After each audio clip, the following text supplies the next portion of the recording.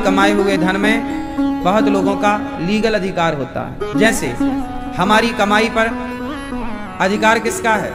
सरकार का। टैक्स लेती है कि नहीं? Income tax. तो जैसे हमारी कमाई पर सरकार का अधिकार होता है, परसेंट है, कितने परसेंट आपको? 30% टैक्स देना पड़ेगा। क्यों? हमारी कमाई है पर अधिकार किसका है? गवर्नमेंट का, सरकार का।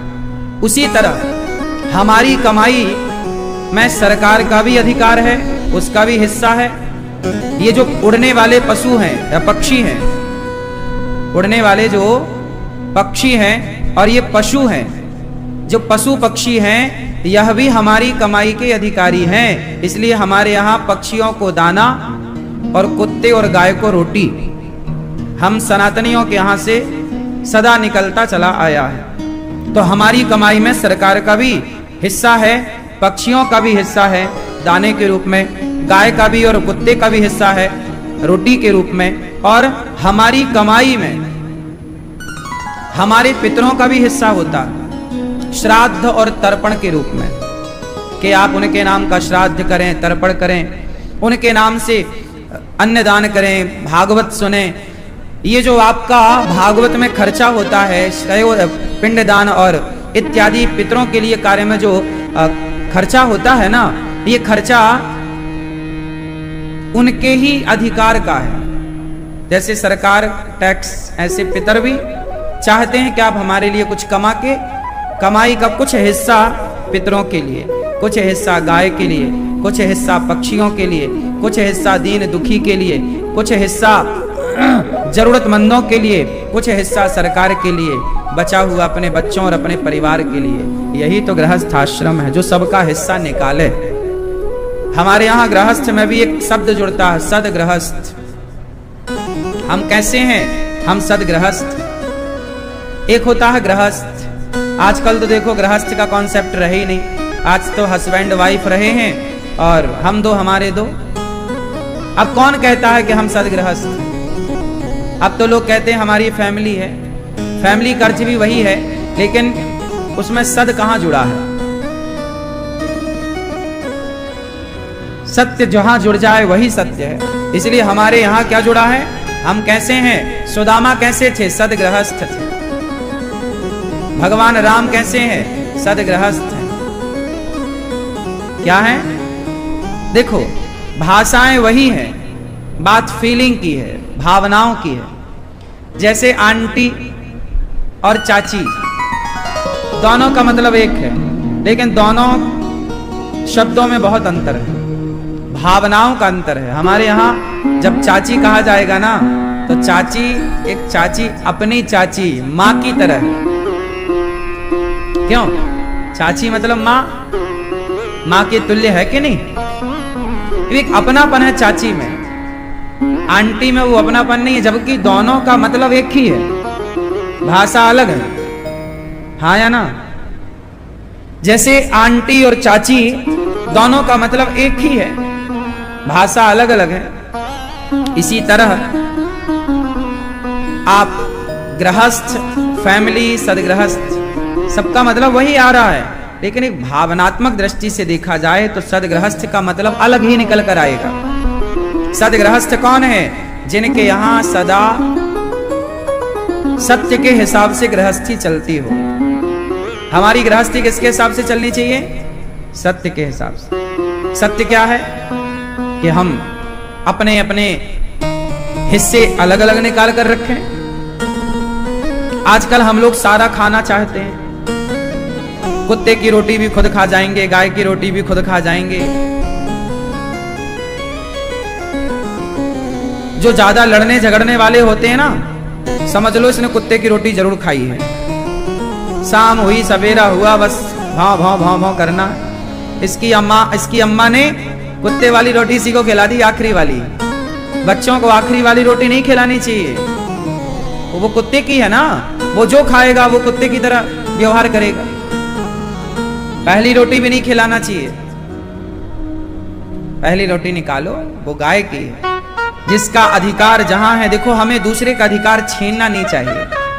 दुर्योधन ने पांडवों का अधिकार छीना, नाश हुआ कि नहीं? गाय का अधिकार क्यों छीनना, कुत्ते का अधिकार क्यों छीनना? अपना अपना अधिकार।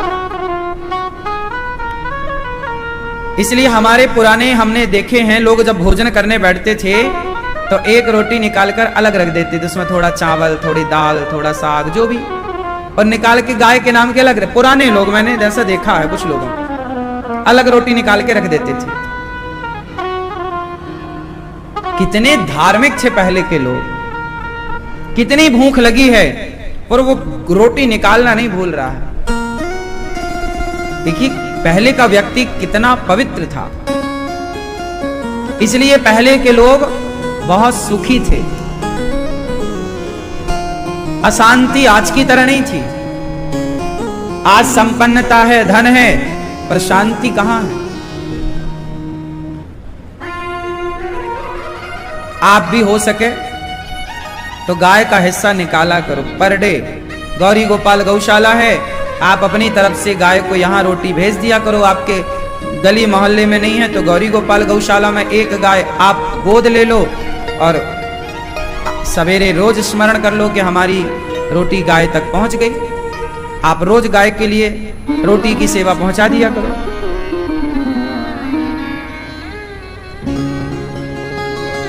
कोशिश करना कि आपसे ये धर्म ना छूटे। ये छूट गया तो फिर पैसा तो लोग कमा ही रहे हैं। आजकल पैसे का उपयोग क्या हो रहा है? जो जितना बड़ा पैसे वाला है उतनी महंगी शराब पी रहा है। जो जितना ज्यादा पैसे वाला है उतनी बड़ी बड़ी गाड़ियों में घूम रहा है। गाड़ियों में घूमना, बड़े बंगले में रहना, इससे कोई दिक्कत नहीं है। दिक्कत किससे है? जब आप पैसे का मिसयूज करने लग जाते हैं, दुरुपयोग करने लग जाते हैं। और दुरुपयोग क्या है? महंगी महंगी शराब पीना, महंगे महंगे क्लबों में जाना, पराई औरतों के संग, पराई पुरुषों के संग नाचना, ये सब पैसे का गलत उपयोग है। भगवान से यही प्रार्थना करो कि प्रभु जब हमें पैसा देना तो हमें पैसे के साथ साथ सद्बुद्धि देना कि हम अपने पैसे को सही जगह पर खर्च करें। कल हम लोगों ने सुना कथा में, धुंधकारी के पास पैसा आया, गलत काम किया, मां को मारा, पिता को मारा, प्रेत बना। भागवत सुना, उद्धार हुआ। भागवत जी सुखदेव भगवान ने राजा परीक्षित जी को सुनाई और कहा, जन्माद्यस्य यतोऽन्वयादितरतस् चार्थे स्वभिज्ञः स्वराट् तेने ब्रह्म हृदय आदि कवये मुह्यन्ति यत्सूरयः तेजो वारिमृदां यथा विनिमयो यत्र त्रिसर्गो मृषा धाम्ना स्वेन सदा निरस्तकुहकं सत्यं परं धीमहि। जन्म आदि यस्य जन्माद्यस्य, भगवान जो है वो सृष्टि उत्पन्न और पालन और संहार करने वाले हैं। भगवान शब्द क्या है? भगवान किसे कहते हैं? भगवान। भा मतलब भूमि, गा मतलब गगन, वा मतलब वायु, वा में आग की मात्रा लगी है, आ मतलब अग्नि और ना मतलब नीर। पृथ्वी, जल, वायु, अग्नि, आकाश, ये 5 तत्व हैं और भगवान के नाम में भी 5 अक्षर हैं। भा, गा, वा, आ, न। भा मतलब भूमि, गा मतलब गगन, आकाश, वा मतलब वायु, आ मतलब अग्नि, ना मतलब नीर। ये 5 तत्व को ही भगवान कहते हैं। 5 तत्व क्या? ये संसार किससे बना है? बताओ, ये संसार किससे बना है? किससे बना है? 5 चीजों से। कोई छठवीं चीज हो तो आप बताओ। इस संसार में 5 चीजें हैं, पृथ्वी, जल, वायु, अग्नि, आकाश। इन 5 से आप बने, कुत्ता, बिल्ली, पशु, पक्षी बने, पेड़ पौधे बने। ये सारा ब्रह्मांड इन्हीं 5 से बना। हम, आप, सब 5 चीजों से। और ये पांचों चीज, अब लोग कहते हैं ना भगवान होए तो दिखाओ, भाई 5 तत्वों को ही ईश्वर कहते हैं और ये पांचों तत्व आपके सामने हैं। तो ईश्वर दिख रहे हैं, आप नहीं मान रहे हैं, नहीं देखना चाह रहे हैं, तो हम क्या करें? क्या पृथ्वी तुम्हें नहीं दिखती? क्या आकाश तुम्हें नहीं दिख रहा है? क्या अग्नि तुम्हें नहीं दिख रही है? क्या वायु को तुम महसूस नहीं कर रहे हो? क्या जल तुम्हें नहीं दिख रहा है? यही तो ईश्वर है। और क्या है ईश्वर? भगवान इस प्रकृति में समाया है। लोग कहते हैं ना कण कण में भगवान है। हाँ ठीक कहते हैं, क्योंकि भूमि परमात्मा का रूप है, जल ईश्वर का रूप। अब जल के बिना आप जी लो कैसे जियोगे? वायु के बिना जी लो कैसे जियोगे? वायु ईश्वर है। तो भगवान ही इस संसार के रूप में हैं। तो प्रकृति, हम सनातनी जो हैं, हमारा धर्म क्या है? बोलो आपका धर्म क्या है? उत्तर दो। आपका धर्म क्या है? क्या है आपका धर्म? आपका धर्म क्या है? कोई आपसे पूछे आपका धर्म क्या है, जोर से। सनातन इतना कह दोगे तो उलझ जाओगे, फंस जाओगे। सनातन मतलब होता है प्राचीन, पुराना। कोई आपसे पूछेगा तुम्हारा धर्म क्या है, नाम बताओ अपने धर्म का, तो क्या बताओगे? क्या नाम है आपके धर्म का? हिंदू। फिर उलझ जाओगे। सिंधु नदी के तट वालों को हिंदू कहते हैं। अब बताओ आपके धर्म का नाम क्या है, ये बता भैया। लो, नहीं गुस्सा हो क्या?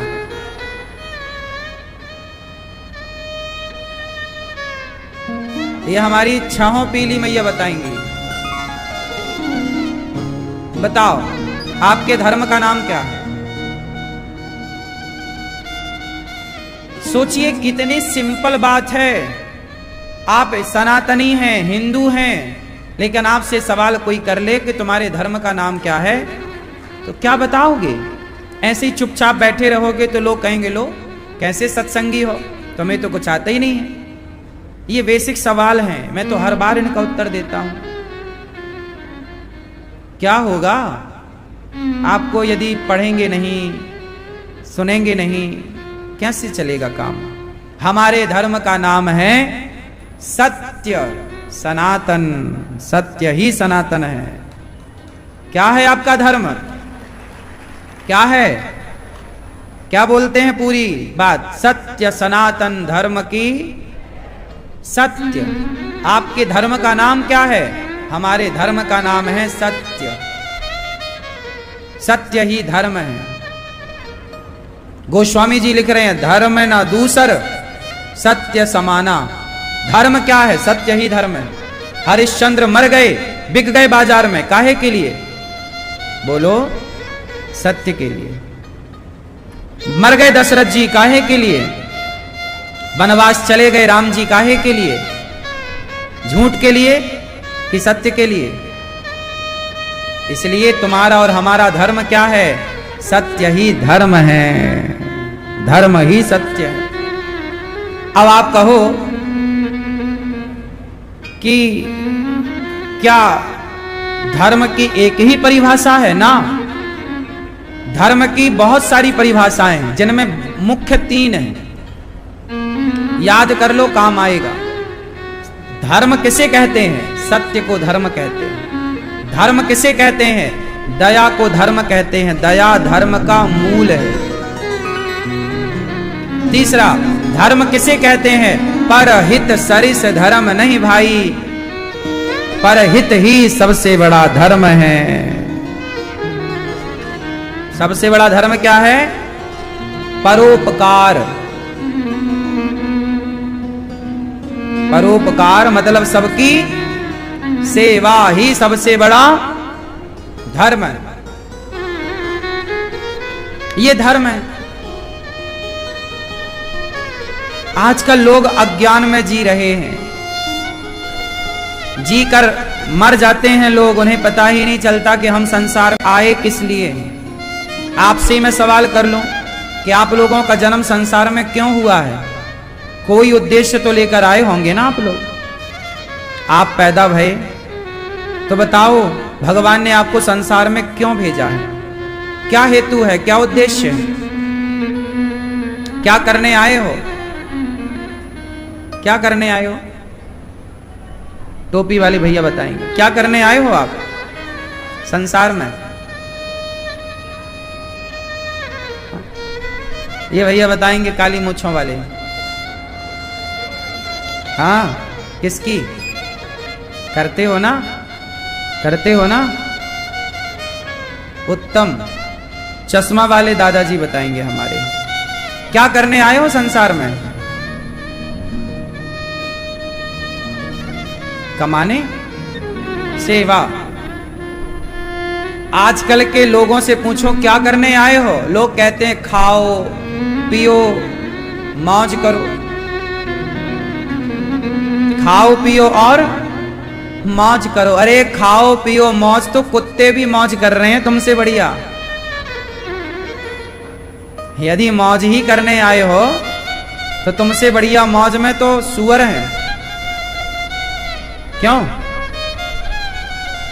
खाओ पियो मौज करो, ये उद्देश्य नहीं है।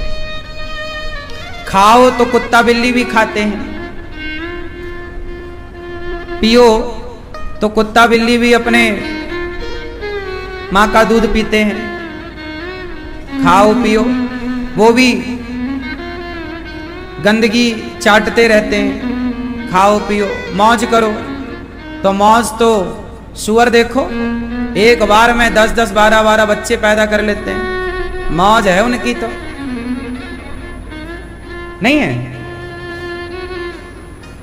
खाओ पियो मौज करो। आज लोगों की ये परिभाषा निकल कर आती है सामने कि हम इसलिए पैदा हुए हैं। ना साहब, आप ये जान लो कि आपका मानव शरीर क्यों मिला आपको, हम क्यों मनुष्य बने।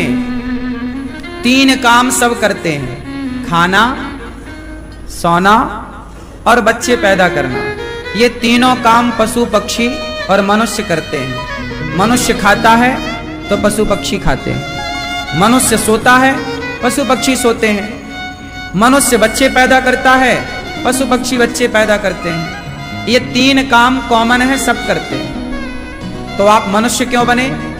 84 लाख योनियां हैं, सबसे श्रेष्ठ योनि मनुष्य की है।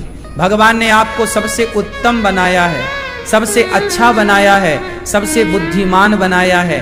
जितना अच्छा आप देख सकते हैं, सुन सकते हैं, बोल सकते हैं, उतना अच्छा कोई नहीं देख सकता, सुन सकता, बोल सकता। आप 84 लाख योनियों में सबसे ऊपर हैं, तो आपको ईश्वर ने मनुष्य क्यों बनाया? कुत्ता बिल्ली ही बना देते हैं। क्यों बनाया? क्योंकि भगवान आपसे एक विशेष काम कराना चाहते हैं। आपको ईश्वर ने अपने हिसाब से रचा है, बनाया है। क्या करने बनाया? आप वो कौन सा काम है जो कुत्ता नहीं कर सकता पर आप कर सकते हैं?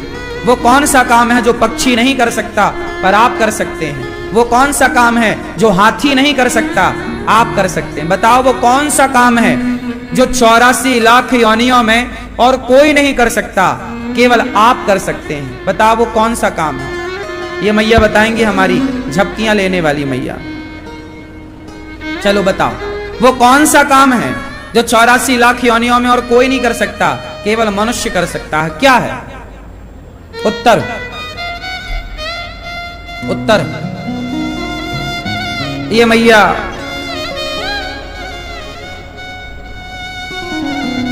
लाल मैया पीछे वाली मेरी माँ, कौन सा काम है जो 84 लाख योनियों में सिर्फ आप कर सकती हो, कोई नहीं कर सकता, मनुष्य कर सकता है बस?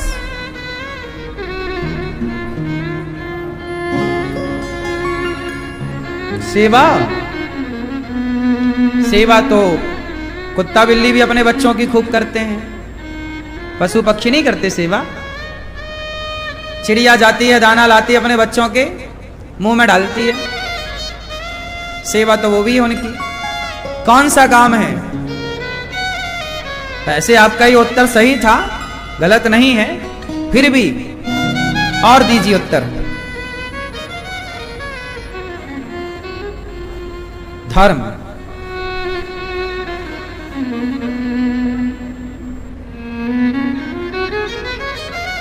आप लोग 4 काम कर सकते हैं,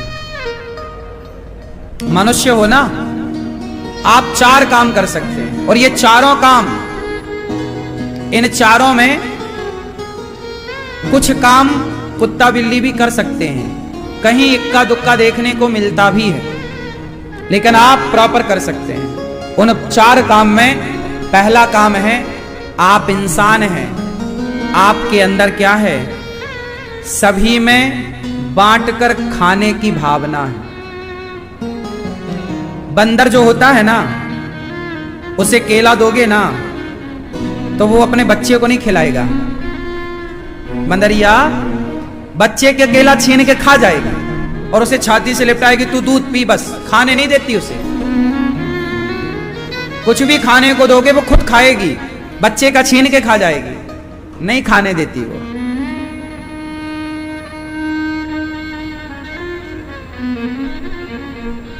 जानवरों में, कुछ जानवरों में वो कुछ जानवर ऐसे हैं जो अपना खाते हैं, अपने बछड़ा और बछिया और अपने बच्चों का भी पेट भरने का प्रयास करते हैं। आप गाय के बच्चे को रोटी दो तो गाय दौड़ के आ जाएगी, वो रोटी खा जाएगी।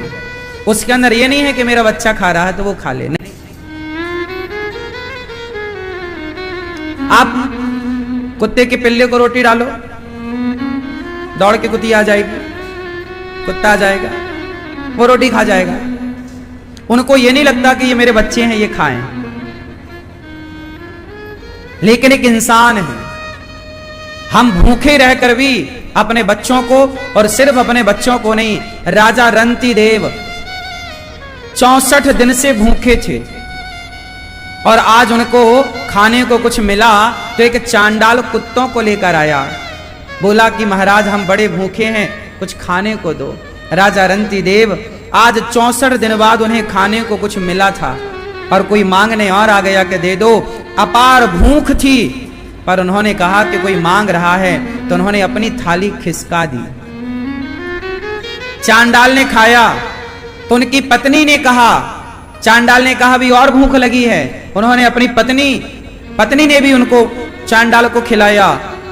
फिर चांडाल बोला कि मेरे कुत्ते और भूखे हैं, तो उनका जो बेटा था छोटा सा, उसने अपनी थाली भी खिसका दी और तीनों ने केवल 64 दिन के भूखे थे, पानी बस पिया और उनके इस त्याग को देखकर भगवान प्रकट हो गए। वाह रंती देव, आपने अन्न दान किया है, किसी भूखे को भोजन कराया है।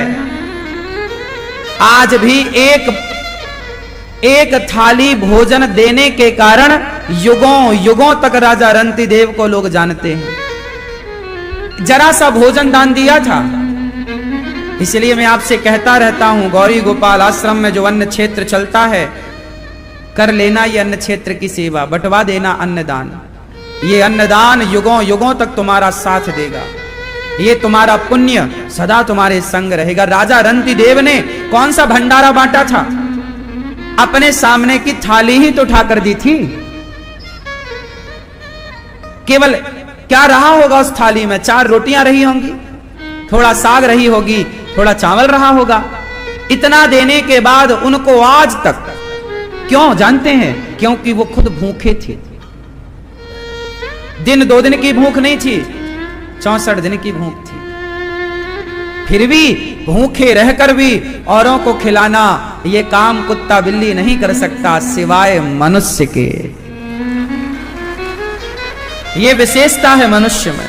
और आप भी मनुष्य होकर आपने भी किसी को नहीं खिलाया, तो फिर उन पक्षियों में, पशुओं में और तुम में अंतर क्या रहेगा? मनुष्य होना, सभी में बांट कर जो खाए उसे इंसान कहते हैं। पहला लक्षण, आप में 4 चीजें अधिक हैं। आपके अंदर सबको खिलाने की भावना है। दूसरा, आपके अंदर दया है। क्या है आपके अंदर? परोपकार की भावना है। दूसरा, आपके अंदर क्या है? दया। क्या है? बोलो, दया। आपके अंदर जितनी दया है पशु पक्षियों के अंदर दया नहीं है। पशु पक्षी अपने बच्चों पर तो दया करते हैं पर दूसरों के बच्चों को खा जाते हैं, मार डालते हैं। हाँ या ना? पशु पक्षियों का ये स्वभाव होता है। तो दया आपके अंदर है, आप सभी बच्चों के प्रति दया का भाव रखते हैं और आपके अंदर दया नहीं है तो फिर आप में और उन जानवरों में कोई अंतर। आज के इंसान में दया नहीं बची है साहब। बकरा काट रहा है, मुर्गी के पंख नोच रहा है, मछली को तड़पा रहा है, तो दया कहां रही? इसलिए आज का इंसान और जानवर अब एक ही हो रहे हैं। इंसान और जानवरों का जो भेद था अब इस कलिकाल में वो मिटता सा जा रहा है। हाँ या ना?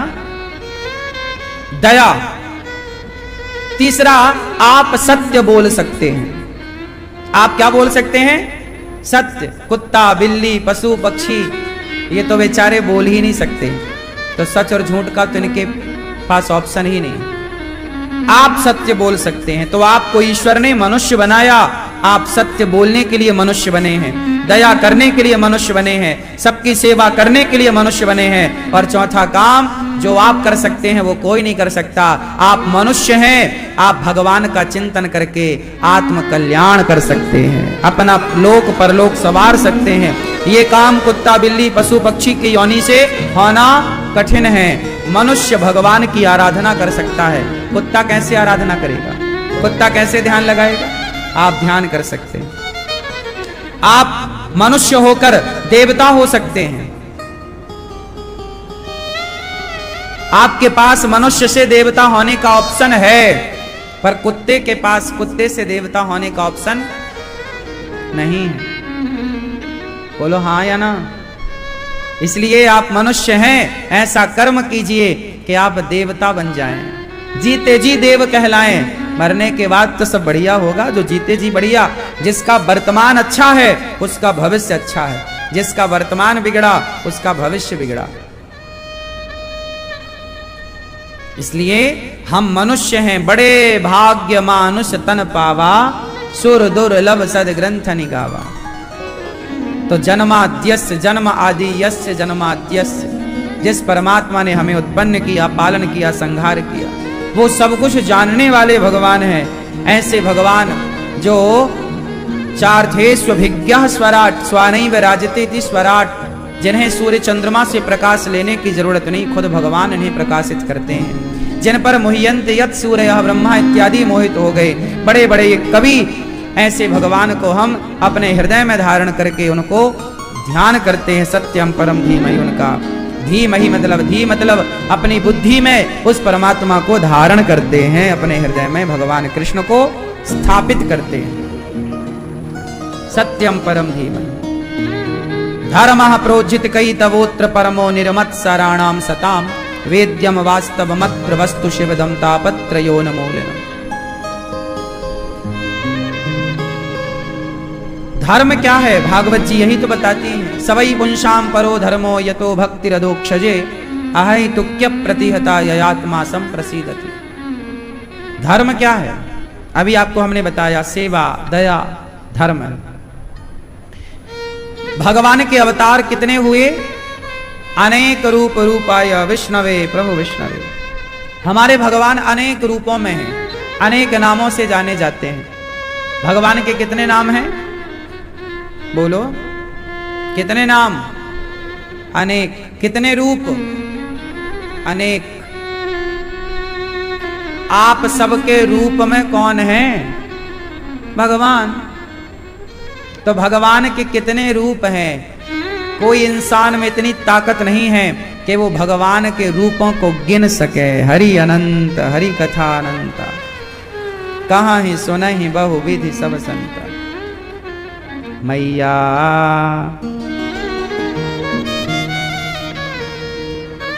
जागो,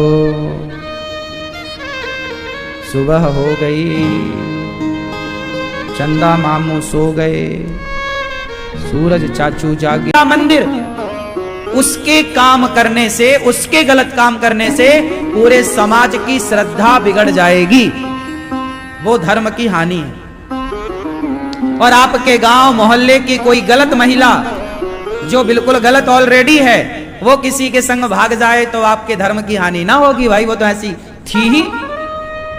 आपके गली मोहल्ले का कोई पुरुष जो बड़ा धर्मात्मा है, जिसे आप ताऊ कहते हैं, चाचा कहते हैं, मौसा कहते हैं, मामा कहते हैं, बड़ी श्रद्धा है, बड़ा अच्छा है, बड़े अच्छे विचार रखता है, वो गलत करेगा तो आपकी श्रद्धा टूट जाएगी, आपको धर्म की हानि होगी, क्योंकि आपकी श्रद्धा थी। इसलिए केवल अनिरुद्धाचार्य की जिम्मेदारी नहीं, आप जितने लोग यहां बैठे हैं, जितने लोग कथा सुन रहे हैं, जो रामचरितमानस भगवत गीता में श्रद्धा रखने वाले लोग हैं, जो राम और कृष्ण में आस्था रखने वाले लोग हैं, आप सबकी जिम्मेदारी है कि आप कभी ऐसा कोई काम ना करें कि आपके काम से समाज में गलत मैसेज जाए, धर्म की हानि हो। आप राम के उपासक हैं, आप कृष्ण के उपासक हैं। क्यों? यदि ये राम राम जपने वाला लड़का गलत काम करेगा तो इसके दोस्त यार क्या बोलेंगे, यार तू तो बड़ा राम राम जपता था और देख तूने गलत काम किया। इसका मतलब उन लोगों की राम के प्रति श्रद्धा खत्म हो जाएगी। हाँ या ना? आपकी गलती से आज समाज में क्या हुआ? यही तो हुआ। जिन साधु संतों में बड़ी आस्था थी लोगों की, उन्होंने जब गलत किया तो उनके गलत करने से लाखों नहीं करोड़ों लोगों की श्रद्धाएं समाप्त हो गई। वो लोग भगवान से हट गए, जबकि इसमें भगवान की क्या गलती है? गलती तो व्यक्ति की थी ना, पर गलती भले व्यक्ति करे पर बदनाम तो धर्म ही होता है ना। बदनाम तो, हानि तो धर्म की ही होती है ना, जब जब हो यह धर्म की हानि। इसलिए आप सबकी, हम सबकी ये जिम्मेदारी है कि हम कभी ऐसा कोई काम ना करें जिस काम से हमारे धर्म की हानि हो। हम ऐसा काम करें कि हमारा धर्म और आकाश की ओर ऊंचाइयों की तरफ बढ़े, हमारे कारण हमारा धर्म और निखर करके आए, आपके कारण आपका धर्म और लोगों के अंदर आस्था और श्रद्धा पैदा करे। यह हम सबकी जिम्मेदारी है। इसलिए सुनो, तुम शराबियों के पास बैठा भी मत करो, तुम गंजेड़ियों के पास, जुआड़ियों के पास बैठा भी मत करो। तुम सत्संगी हो, तुम वृंदावन आए, तुमने भागवत सुनी और जाकर के तुम भले जुआ ना खेलो, पर जुआड़ियों के पास बैठ जाओ तो देखने वाले को गलत प्रभाव पड़ेगा। वाह, ये तो भागवत सुनने गए थे और भागवत सुन के बैठे कहां है? जुआड़ियों के पास। भले आप नहीं खेल रहे हैं, भले आप नहीं खेल रहे हैं, लेकिन बैठे तो हैं। आप साथ किसका दे रहे हैं, ये मायने रखता है। क्यों?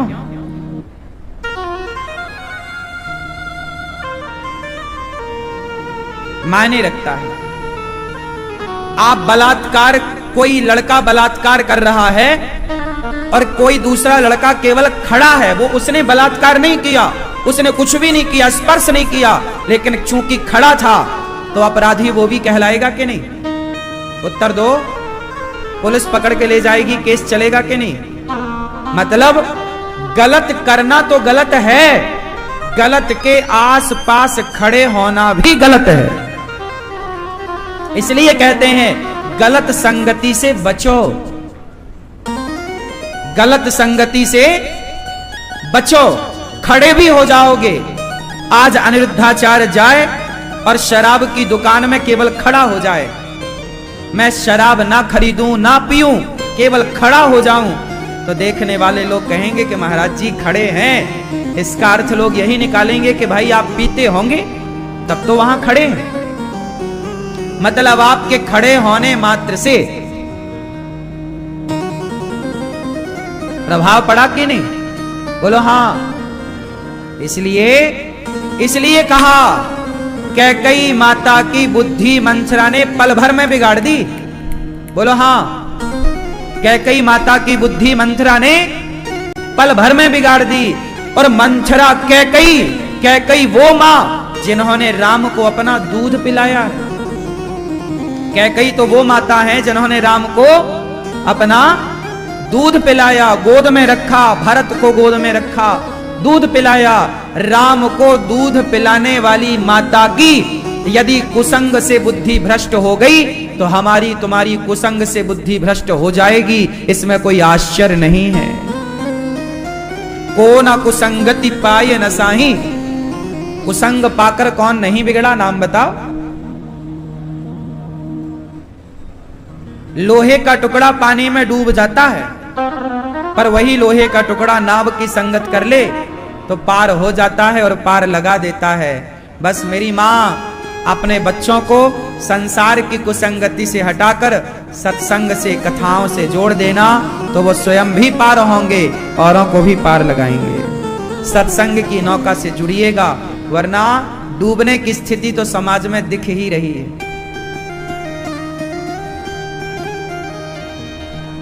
संगत से गुण आत हैं, संगत से गुण जाएं, लोहा जड़ा जहाज में पानी में उतराए। आजकल के बच्चे बात समझते नहीं हैं। आजकल के बच्चे बड़े होशियार हो गए हैं। उन्हें अच्छी बातें बताओ तो उन्हें गलत लगती है, उन्हें जो गलत बातें बोल रहे हैं वो गलत बातें उन्हें अच्छी लगती हैं। क्या करें? और समाज में गलत बातें बताने वाले बहुत। मां कहती है बेटा बीड़ी ना पीना, बाप कहता है बेटा शराब ना पीना, तो बेटे को माँ बाप दुश्मन से दिखते हैं, और उसी को उसके दोस्त कहते हैं हाँ बेटा चल आज एक पैक मारेंगे, आज ये वाली सिगरेट पिएंगे। तो सिगरेट पीने वाले, पिलाने वाले उसे बहुत अच्छे लगते हैं, यार तुम बहुत अच्छे दोस्त हो, देखो कितना ख्याल रखते हो। शराब लेकर आए हो तो शराब लेकर जो आता है वो उसे बहुत अच्छा लगता है। और जो माँ बाप कहते हैं कि बेटा शराब ना पीना, तो वो माँ बाप बच्चे को दुश्मन लगने लग जाते। तुम तो हमारे दुश्मन हो, तुम तो हमारी स्वतंत्रता छीन रहे हो, तुम तो हमारी आजादी पर प्रहार कर रहे हो। ये स्थिति हो गई है आज। आज सही बात करने वाले, आज 80% बच्चे अपने माँ बाप को अपना दुश्मन मान लेते हैं। हाँ या ना? हर बात पे माँ बाप रोका रोकी, टोका टोकी करते हैं, बेटा ऐसा नहीं, बेटा ऐसा नहीं, बेटा। तो बच्चों को लगता है कि ये तो हमारी स्वतंत्रता पर प्रहार किया जा रहा है। आजकल तो माई लाइफ माई चॉइस चल रहा है, मेरी जिंदगी मेरा, अब आपका कोई इंटरफियर नहीं है। स्वतंत्रता। आज के लोग, आज के बच्चे क्या होना चाहते हैं? स्वतंत्र, किसी का इंटरफियर ना हो, मेरी लाइफ मेरी choice, my life my choice. हमारे को टोका टोकी मत करो, रोका रोकी मत करो। सुनो, ये बच्चों को समझाओ प्यार से। मेरी एक बात समझा दो कि बेटा स्वतंत्रता, अच्छा बताओ स्वतंत्र होना अच्छा है कि बुरा है? बोलो, कितने लोग स्वतंत्र होना चाहते हैं?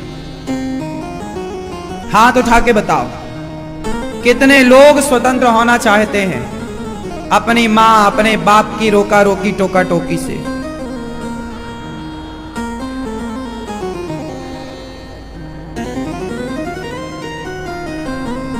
सबसे ज्यादा हाथ किसने उठाए पता है? आज के लड़का लड़कियों ने। ये स्वतंत्र होना चाहते हैं, इन्हें बिल्कुल पसंद नहीं है माँ बाप की रोका रोकी, टोका टोकी। अब इनसे एक सवाल करो कि बेटा स्वतंत्र यदि आप होना चाहते हैं तो फिर एक सवाल है, बताओ राम स्वतंत्र है कि रावण स्वतंत्र है? उत्तर दो। स्वतंत्र कौन है बेटा, राम या रावण? जोर से। क्या राम स्वतंत्र है?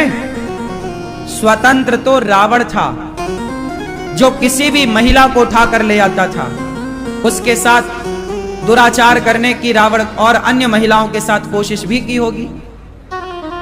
माता सीता को ही चुराया है रावण, ऐसा नहीं। माता सीता के पहले भी हजारों महिलाओं को वो अपहरण कर चुका था। तो स्वतंत्र यदि आप हैं तो स्वतंत्रता आपकी आपको रावण बना देगी। जबकि राम स्वतंत्र नहीं थे, राम मर्यादा के बंधन में थे, मर्यादा की बेड़ियों में थे। मेरे नौजवान दोस्तों, आपकी स्वतंत्रता आपको रावण बना देगी, लिख लेना। इसलिए कभी अपने आप को स्वतंत्र मत छोड़िएगा, आप सदा मर्यादा की लक्ष्मण रेखा के भीतर रहिएगा, संस्कारों की रेखा के अंदर रहिएगा।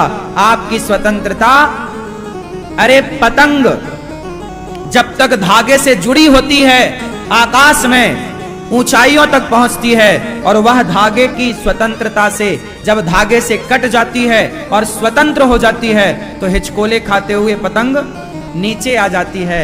जो स्वतंत्र हो गया वो पतंग की तरह नीचे गिर जाएगा, जो स्वतंत्र हो गया वो रावण की तरह होगा, और जो मर्यादा में होगा वह राम की तरह होगा।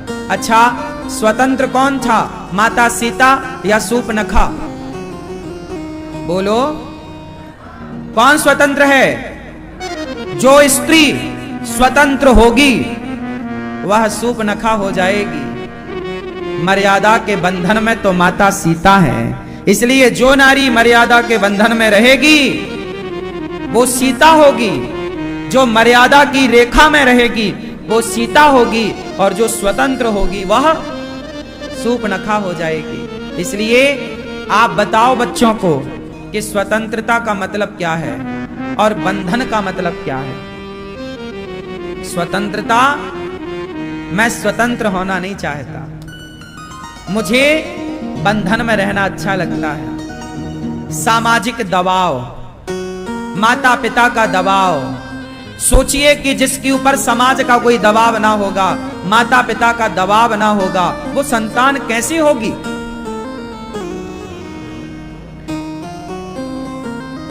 वो संतान कैसी होगी, वो लोग कैसे होंगे? आप लोग यदि आज अच्छे हैं तो कहीं ना कहीं समाज के दबाव के कारण, समाज की मर्यादा के कारण आप अच्छे हैं, वरना आप कब के रास्ता भटक चुके होते। कोई भय ना होता तो, कोई सामाजिक कोई पारिवारिक दबाव ना होता तो। इसलिए आपको अच्छा बनाने के लिए समाज का, परिवार का दबाव चाहिए, जरूरी है।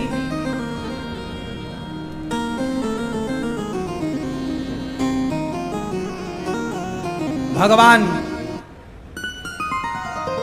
24 अवतार धारण करते हैं। व्यास जी महाराज 17 पुराण लिखकर भी अशांत थे, तब नारद जी ने भागवत का उपदेश किया और उन्होंने भागवत जी की सुंदर सी रचना की। महाभारत के युद्ध से भागवत जी को प्रारंभ किया गया। महाभारत एक बहुत अच्छा मैसेज है। महाभारत, आप कितने लोग महाभारत पढ़ते हैं? कोई नहीं पढ़ता, इसलिए आपके घर में महाभारत होता है। यदि पढ़ते समझते तो महाभारत की स्थितियां ना होती। महाभारत पढ़ना चाहिए। जो महाभारत पढ़ लेता है ना, वो बहुत समझदार हो जाता है। निर्णय लेने की क्षमता औरों की अपेक्षा आपको कई गुना अच्छी होगी, आप सफल हो जाएंगे। महाभारत आप पढ़ें, सुने, उन घटनाओं से, उन पात्रों से कुछ सीखें, सबक लें, तब आप कामयाब हो जाएंगे। और यदि आपने कुछ नहीं सीखा तो आप कभी कामयाब नहीं हो सकते। हमारा इतिहास हमें सिखाता है। हम आज 21वीं सदी में हैं, पर 5,500 साल पहले जो घटना भारत में घटी, महाभारत की, उस घटना से आज तक लोगों को रोशनी मिल रही है, ज्ञान की, ज्ञान का प्रकाश मिल रहा है। आप लेना चाहें तो बहुत कुछ है, ना लेना चाहें तो कुछ नहीं है। समझिएगा, महाभारत का जो युद्ध है क्यों हुआ? आप जानते हैं महाभारत कितने पक्षों में हुआ था? 2 पक्ष थे, पांडव और कौरव। क्या आप बता सकते हैं कि महाभारत क्यों हुआ था?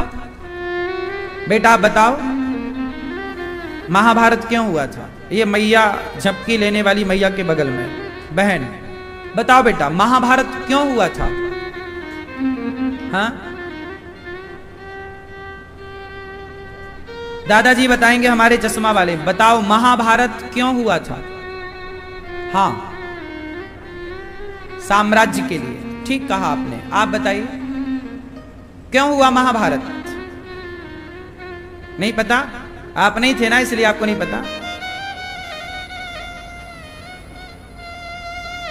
महाभारत क्यों हुआ?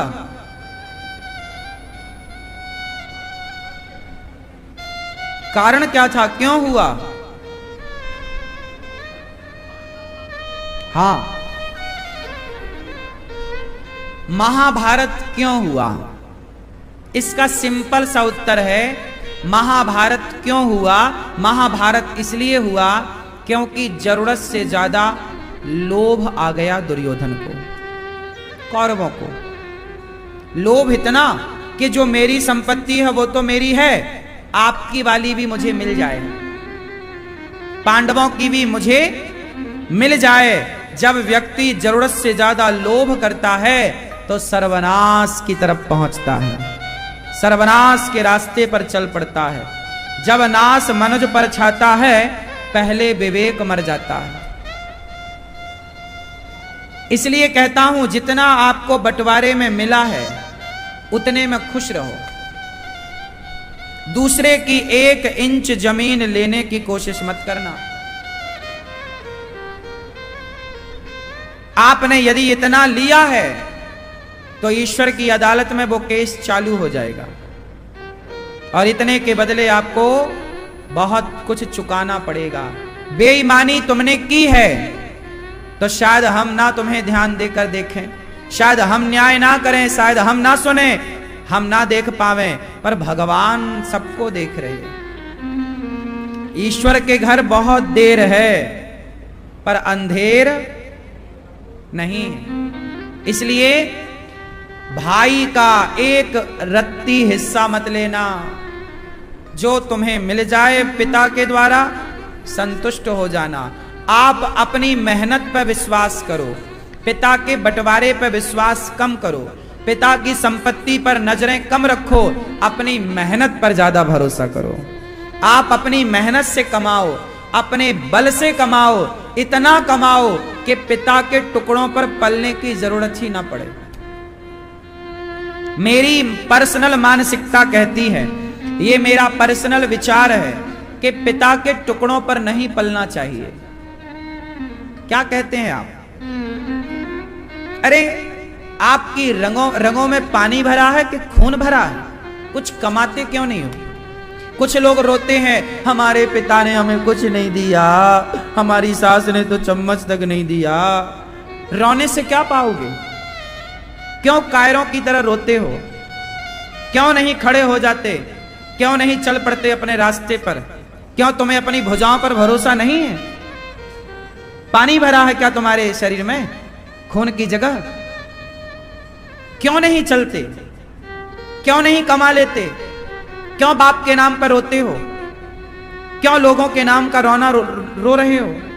आपकी मेहनत, आपकी प्लानिंग, आपका कार्य और आपके कार्य करने की जो क्षमता है और जो कार्य करने का तरीका है, यदि वो है तो आपको रोने की जरूरत नहीं। बाप जितना कमाया हम उससे कई गुना ज्यादा कमा सकते हैं, हम में काबिलियत है। तो क्या बाप के टुकड़ों पर पलना, क्या बाप के टुकड़ों पर रोना?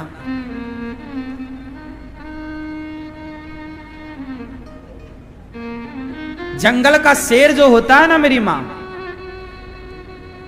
वो रोता नहीं है। उसे भूख लगती है तो खुद अपना शिकार करने दौड़ता है। सर्कस का शेर होता है, वो घड़ी देखता रहता है कब 10 बजे कब मालिक टुकड़ा लेकर आएगा।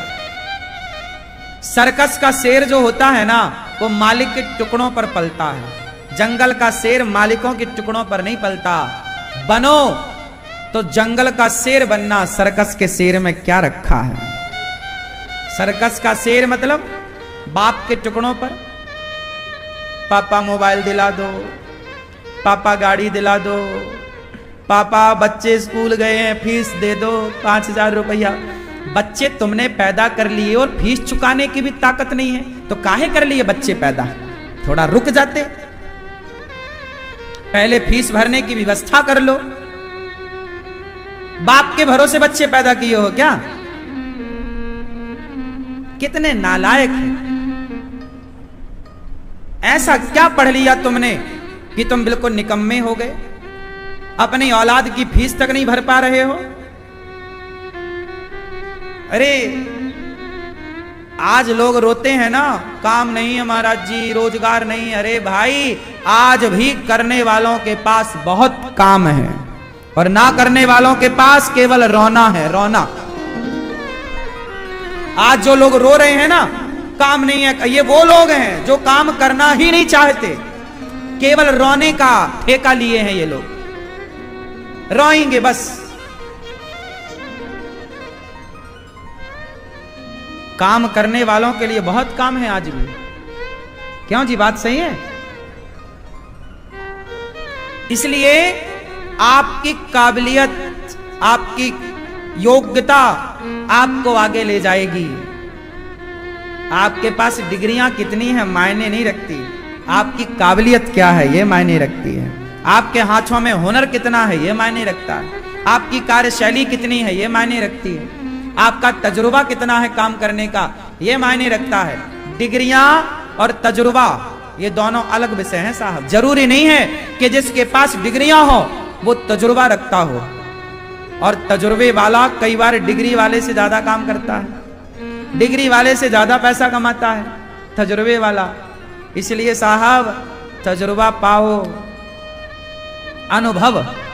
तजुर्बा मतलब काम का अनुभव, बाजार का अनुभव, बिजनेस का अनुभव, व्यापार का अनुभव। हजारों लोगों से मिलोगे, हजारों लोगों का सुख दुख सुनोगे, हजारों लोगों के बीच में रहोगे तो अपने आप आपका कॉन्फिडेंस, आपका अनुभव औरों की अपेक्षा मजबूत होगा। आपके कार्य करने की क्षमता अलग होगी। और रोना ही है तो सब तो रो ही रहे हैं, बाप के नाम पे, मां के नाम पे, सरकारों के नाम पे। मैं कभी नहीं रोता किसी के नाम पे, मैं तो अपने काम, मेरे माँ बाप ने मुझे जन्म दे दिया, इतना बहुत है। मैं अपने माँ बाप का ऋणी हूं, मैं माँ बाप की सेवा करता हूं और आगे भी करूंगा। मैं माँ बाप से 1 रुपए की कामना नहीं करता, मैं तो माँ बाप की केवल सेवा करके उनसे आशीर्वाद चाहता हूं। मुझ में काबिलियत होगी तो मैं कमा खा लूंगा, इसमें क्या बड़ी बात है। मैंने कोई अपने आप को सर्कस का शेर नहीं बनाया। आप भी मत बनना सर्कस के शेर, बनो तो जंगल के बनो। क्या सर्कस का शेर और कुत्ता? क्यों? शेर तो देखो यदि पिंजरे में है तो वो कुत्ता से भी गया गुजरा है। बंधन मतलब, बंधन मतलब कौन सा बंधन? सर्कस के शेर बंधन में है। शेर तो जंगल में खुला अच्छा होता है, पिंजरे में आते ही वो कुत्ता हो जाता है। बोलो हाँ, मालिक के इशारों पे नाचता है। स्वतंत्रता का मतलब ये नहीं है कि आप गलत रास्ते पर चले जाएं, लेकिन आप अपने कार्य को करने के लिए स्वतंत्र हैं, आप कमाने के लिए स्वतंत्र हैं। ठीक है? तो कितने लोग सर्कस का शेर बनेंगे? कितने लोग जंगल का शेर बनेंगे? बाकी जो हाथ नहीं उठा रहे हैं क्या बनोगे? गधा?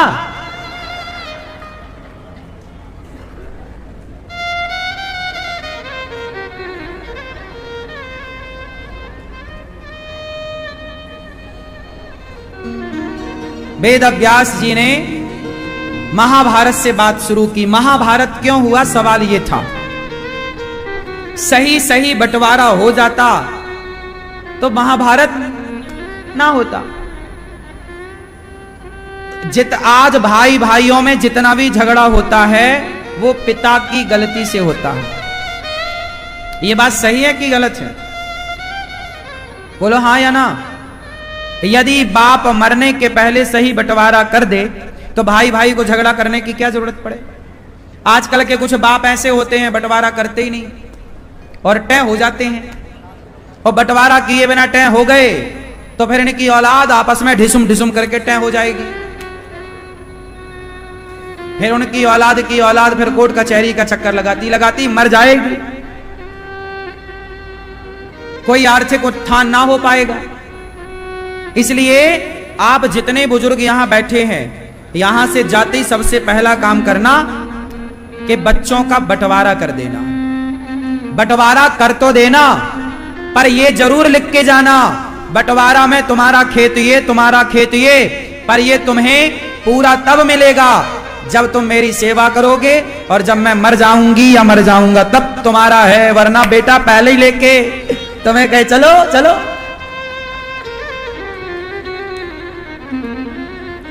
तो बंटवारा कर दो, बच्चों को ये बता दो कि ये वाला खेत तुम्हारा, ये वाली दुकान तुम्हारी, पर तुम्हें है तब जब मैं मर जाऊंगी या मर जाऊंगा। हाँ, जुताई तुम करो, बुवाई तुम करो, ठीक है, काम करो, पर कब्जा मेरा रहेगा। कहीं तुम्हारा कब्जा हो गया, बच्चे निकाल दें माँ बाप को, तो कहां जाए बुढ़े माँ बाप। आज के जमाने में भरोसा किसका करें। बाप भलो ना भैया, कलयुग है सबसे बड़ो रुपैया।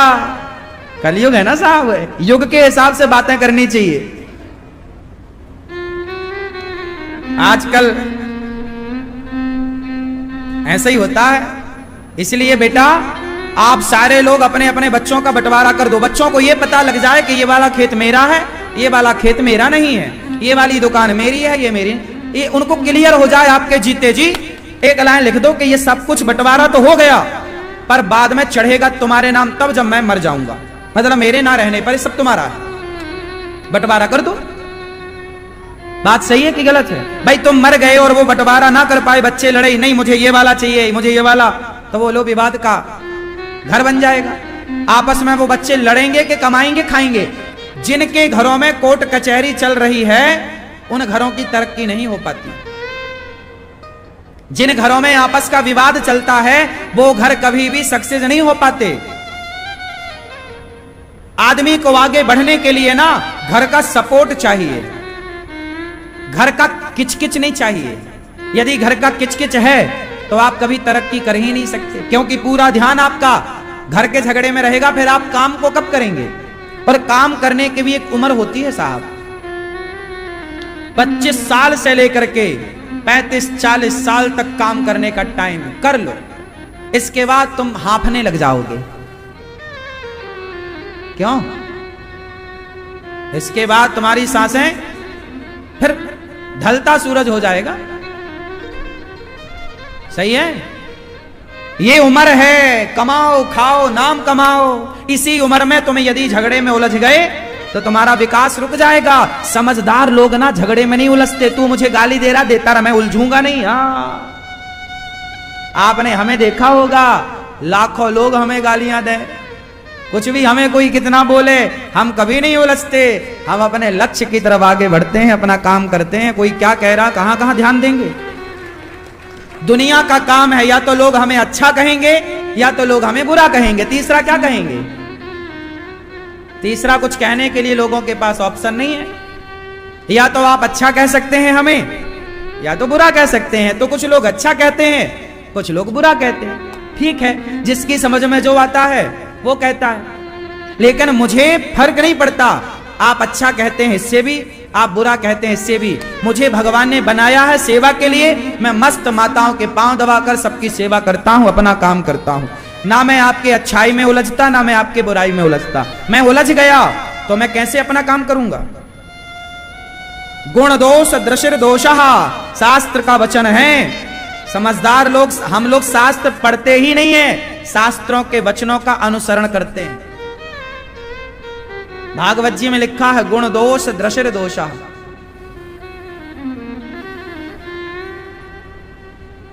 आपको हमसे कुछ अच्छी चीजें सीखना है तो सीख लो, नहीं सीखना तो मत सीखो। ग्रहण करना है कर लो, नहीं करना तो मत करो। ग्रहण कर लोगे तो फायदा तुम्हारा है, ग्रहण नहीं करोगे तो नुकसान तुम्हारा है। हमारा तो काम हम प्रॉपर कर ही रहे हैं, नहीं कर रहे हैं फिर। इसलिए आपको फर्क पड़ता है लोग क्या कहेंगे। काहे तुम्हें फर्क पड़ रहा है? लोग क्या कहेंगे? लोग तो बेचारे कहेंगे ना, क्योंकि वो तो बैठे ही कहने के लिए हैं। कुछ तो कहेंगे ही ना, किस किस का ध्यान रखोगे? इसलिए आपको मेरी सलाह है, कभी ये बिल्कुल फर्क ना पड़े आपको कि लोग, आप करो अपना काम, लोगों के चक्कर में ना पड़ो। तुम अपना अच्छा लक्ष्य बनाओ, अपने काम की तरफ चलो। किससे नहीं कहा लोगों ने? ये नाम बताओ मुझे। क्या राम को नहीं कहा लोगों ने? क्या कृष्ण को नहीं कहा लोगों ने? क्या सीता मां को नहीं कहा लोगों ने? क्या राधा रानी को नहीं कहा लोगों ने? किसको नहीं कहा बताओ? क्या तुम्हें नहीं कहेंगे लोग? क्या हमें नहीं कहेंगे लोग? लोगों के चक्कर में क्यों पड़ते हो? आप अपना काम क्यों नहीं करते? क्यों नहीं अपने काम में मन लगाते? कब तक लोगों का काम कहना? लोग क्या कहेंगे? लोग तो आखिरी तक कहेंगे कि राम नाम सत्य है, इसके बाद ही चुप होंगे। यही कह के चुप होंगे लोग, आखिरी तक कहेंगे लोग, नहीं कहेंगे। सही है। इसलिए संसार में रहना भी सबके बस की बात नहीं है। क्यों मेरी मां? हंसते हंसते जीवन गुजार लेना ये भी सबके बस की बात नहीं है।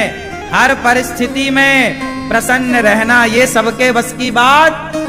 आप हर परिस्थिति में प्रसन्न रहते हैं तो मैं मानता हूं कि आप कामयाब हैं, सफल हैं, क्योंकि हर परिस्थिति में आप हैप्पी रहते हैं, खुश रहते हैं। यही आपकी उपलब्धि है। हर हाल में, हालात तो दिन रात की तरह है, सर्दी का हाल, गर्मी का हाल, मौसम बदलता है, ऐसे हाल बदलते हैं। कुछ लोग जो आपको आज अच्छा कह रहे हैं वही लोग कल आपको बुरा कह सकते हैं। जो लोग आज आपको बुरा कह रहे हैं वही लोग कल आपको अच्छा कह सकते हैं। लोगों का क्या है कहना। इसलिए चक्कर में ना पड़ो। भगवान राम गए और बाली को मारा छिप करके। लोगों ने कहा, अरे राम जी, लोग आपको कहेंगे कि आपने छिपके क्यों मारा। लोग कहेंगे, राम जी बोले कहेंगे तो कहने दो, मैंने मित्र को वचन दिया है सुग्रीव को कि सुन सुग्रीव, मारी हूं बाल ही ये कही बाण, मैं अपना काम करूंगा। मैंने मित्र को वचन दिया है और इसने अपने भाई की पत्नी को घर में पत्नी की तरह रखा, गलत रखा, इसलिए मैं इसे मारूंगा। लोग क्या कहेंगे? जिनको जो कहना कहते रहे, राम अपना काम करते हैं। आज तक लोग कहते हैं राम को कि राम ने छिपके क्यों मारा, कहते रहो। सवाल तो राम पर भी खड़े हैं। खड़ा करने वाले सवाल क्या राम पर सवाल नहीं खड़ा करते? तो क्या सवाल तुम पर खड़े नहीं होंगे? क्या सवाल हम पर खड़े नहीं होंगे? ये तो सदियां गुजर गई सवाल खड़ा करते करते। क्या राम ने अपना काम छोड़ा? फिर तुम काहे छोड़ते हो अपना काम? करो ना अपना काम बिंदास। लोग कहेंगे कि तुमने बाली को छिपके क्यों मारा, कहते रहो। गलत था तुम्हारा। आज तक लोग कहते हैं।